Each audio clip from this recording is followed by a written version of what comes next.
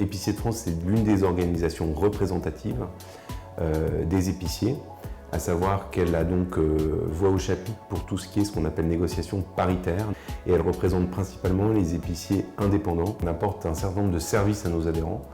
Le premier service, c'est une veille réglementaire et législative sur l'ensemble des textes et des évolutions des textes. Via notre newsletter, on communique dès qu'on a l'information.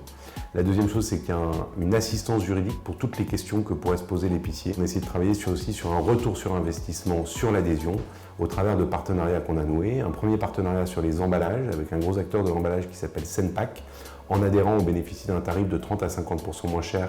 La deuxième chose, un partenariat avec Opéra Énergie qui permet de bénéficier de la libéralisation du marché de l'énergie et changer éventuellement d'opérateur pour faire des économies. Troisième chose, c'est également via la multirisque professionnelle ou multirisque commerce qui est l'assurance obligatoire des commerçants. S'ils la prennent à la MAPA, qui est un de nos partenaires historiques, ils bénéficient de tarifs négociés sur les vérifications des installations électriques. Le syndicat existe depuis très longtemps. On retrouve des archives jusqu'en 1870. Et à l'époque, en fait, il y avait plus de 140 000 épiciers indépendants en France.